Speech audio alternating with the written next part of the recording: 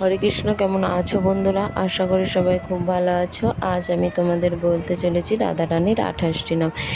রাধারানীর এই 28টি নাম একবার জপ করলে রাধারানীর কৃপা পেয়ে গোলকধামে ফিরে যাওয়া যায়।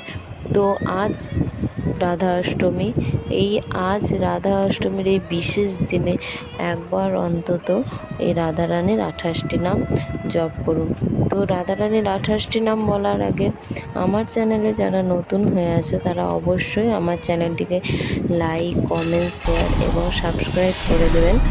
তো এই রকম ভিডিও পেতে আমার চ্যানেলটিকে সাবস্ক্রাইব করে রাখবেন আর পাশে থাকা বেল আইকনটি প্রেস করে দেবেন যাতে সবার আগে নোটিফিকেশান আপনার ফোনে পৌঁছে যায়।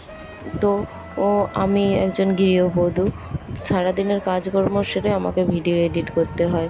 শুধুমাত্র আপনাদের জন্যই ভিডিও এডিট করি। তো এই ভিডিওটি দেখার